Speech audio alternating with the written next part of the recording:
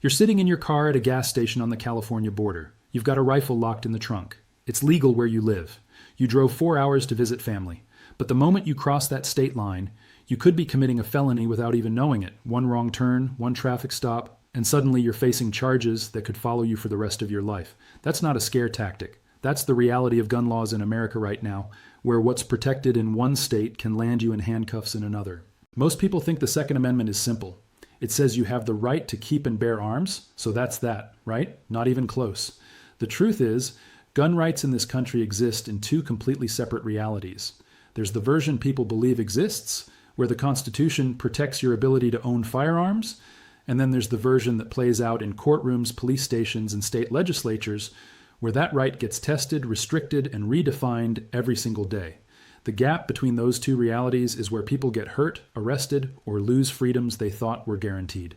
And if you want to stay on the right side of the law, you need to understand that gap. Here's something most people don't realize. The Second Amendment wasn't always treated the way it is today. For decades, courts let states do almost whatever they wanted with gun laws. They used something called a balancing test. Judges would ask whether a restriction made sense for public safety. If the state could argue it did, the law usually stood. That meant cities and states could ban certain firearms, limit magazine sizes, require permits, and restrict where you could carry. And courts backed them up. It wasn't until recently that the rules changed in a way that flipped the entire system upside down. If you care about understanding how laws actually work in this country, not just what people say they should be, then stay with me. Because what I'm about to walk you through will give you a clearer picture of your rights and the risks than anything you'll hear on the news. And that clarity matters whether you own a gun or not, because these legal battles shape how power moves in America. The shift happened because of a Supreme Court decision that rewrote how gun laws get judged. Before, states could justify restrictions by pointing to safety studies, crime data, and expert opinions. Now, none of that matters. The new rule says courts can't weigh the benefits of a law against the right it restricts. Instead, they have to ask one question. Does this restriction match up with the kind of gun regulations that existed back when the country was founded, or right after the Civil War? If the government can't find old laws that look similar, the restriction fails. No debate, no balancing, just history. That change turned every gun law in America into a potential target. States that spent years building up rules around firearms suddenly had to defend them using evidence from the 1700s. And that's nearly impossible to do, because the guns we have today didn't exist back then. There were no semi-automatic rifles, no detachable magazines, no modern ammunition. The firearms available when the Second Amendment was written took over a minute to reload. So how do you compare a law about today's rifles to regulations from an era when muskets were cutting-edge technology? You can't. And that's where the legal chaos starts. Here's where it gets personal. Let's say you own a rifle that's extremely popular across most of the country. Millions of people have one. It's used for sport shooting, home defense, and hunting. But some states have decided that same rifle is too dangerous to own. They've banned it, not because of how it works, but because of how it looks. If your rifle has certain features like a pistol grip, a flash suppressor, or an adjustable stock, it might be illegal in that state. Take those features off, and suddenly it's fine, even though the gun fires the exact same way. Same bullets, same speed, same capacity. The only difference is cosmetic. One version looks like a traditional hunting rifle. The other looks like something out of an action movie. And that visual difference is enough to make one legal and the other a felony. This is where people get tripped up. They assume that if something works the same, it's treated the same under the law. But that's not how these bans operate. They don't focus on what a gun does. They focus on what it looks like and what accessories it has. A pistol grip doesn't make a bullet go faster. A collapsible stock doesn't increase firepower. A flash suppressor doesn't change how deadly a round is. These are ergonomic features designed to make the rifle easier and safer to handle. But in states with these bans, having those features turns a legal firearm into a prohibited weapon. And if you cross state lines with the wrong setup, you're breaking the law even if you had no idea. Now, states that passed these bans decades ago are being forced to defend them under the new legal standard, and they're struggling. They can't point to founding-era laws that banned certain rifle features because those features didn't exist. So they're trying a different argument. They're saying these rifles are both dangerous and unusual, which is a phrase that came up in an old Supreme Court case. If they can prove that, they think the ban can survive. But there's a problem with that argument. These rifles are not unusual. There are tens of millions of them in private hands across the country. They're one of the most commonly owned firearms in America. Calling something unusual when 1 out of every dozen or so adults owns one doesn't add up. And the dangerous part doesn't hold up either, because rifles of all types are used in a tiny fraction of violent crimes each year. You're statistically more likely to be killed by a hammer or someone's bare hands than by any kind of rifle. So states are stuck. They can't prove these guns are unusual because they're everywhere. They can't prove they're uniquely dangerous because the data doesn't support it. And they can't point to historical laws that banned similar features because no such laws existed. That's why courts are starting to strike these restrictions down. And when that happens, it doesn't just affect one state. It creates a ripple that spreads across entire regions. Let me give you a real-world example of how this plays out.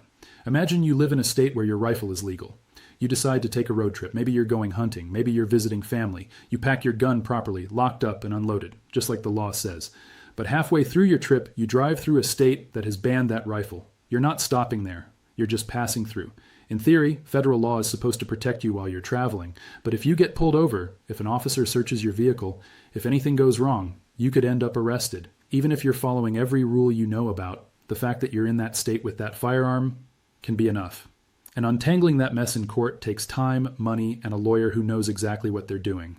That's the risk nobody talks about. People think gun rights are straightforward, but in practice, they're a minefield. Every state has different rules. Some cities have their own restrictions on top of state laws. And if you don't know the exact details of where you're going, you can accidentally commit a crime. It's not about being reckless. It's about the fact that laws change every time you cross a border, and most people don't have a legal team on speed dial to walk them through it. That's why staying informed isn't optional. It's survival. Here's another place where confusion causes serious problems. Let's talk about what happens when you're in your car. A lot of people think that if they have a permit to carry a concealed weapon, they're covered everywhere. That's wrong. Permits are issued by states, and most states don't recognize permits from other states. Even if your home state says you're good to carry, the state you're driving through might not care. And the rules about how guns have to be stored in a vehicle change constantly. Some states say the firearm has to be unloaded and locked in the trunk. Others say it can be in a case in the back seat. Some say ammunition has to be stored separately. If you mix up the rules, you're breaking the law, and officers don't give warnings for this stuff. They arrest you. Then there's the issue of private property. Just because you have the legal right to own a firearm doesn't mean you can bring it anywhere. Businesses can ban guns on their premises. So can landlords. If you walk into a store that has a no-guns policy posted and you're armed, you could be charged with trespassing, even if you're legally allowed to carry.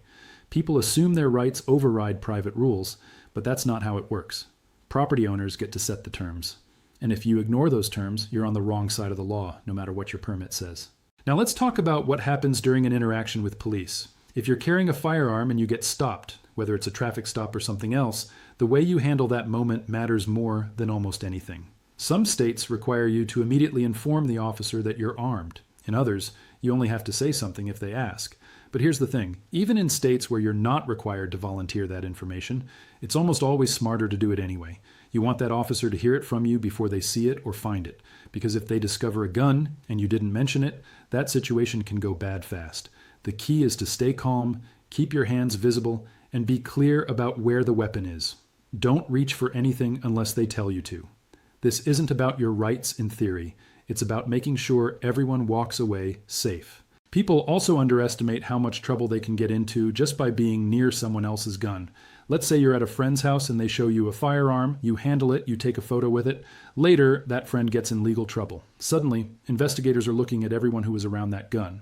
If you're a convicted felon, or if you're under a restraining order, or if there's any legal reason you're not supposed to possess a firearm, even touching one for a few seconds can lead to charges. It doesn't matter that it wasn't yours. Possession in the legal sense can mean just having control over it, even briefly. And prosecutors don't care about context. They care about what they can prove. Here's another thing that catches people off guard. Buying and selling firearms isn't as simple as handing over cash. Federal law requires background checks for any sale that goes through a licensed dealer, but private sales between individuals are treated differently depending on where you live. Some states require background checks for all sales, even private ones. Others don't. If you sell a gun to someone without knowing the rules, you could be violating the law. And if that person later uses the gun in a crime, investigators are going to come back to you. They're going to ask why you sold it, whether you did a background check, whether you kept records. If you didn't follow procedure, you're in trouble, even if you had no idea what that person was planning to do. This is why I keep saying that understanding the law isn't optional. Most people who get jammed up with gun charges aren't criminals. They're regular people who made a mistake, crossed the wrong line, or didn't realize the rules had changed. And once you're charged, it doesn't matter that you didn't mean to break the law. Ignorance isn't a defense. The consequences are real. You can lose your gun rights permanently. You can lose your job. You can lose your freedom. All because you didn't know something you thought you knew. One more scenario I want to walk through because it's more common than people think. Let's say you're traveling and you have a layover in a state with strict gun laws. You checked your firearm properly with the airline. Everything's by the book. But your flight gets delayed. You have to leave the secure area of the airport.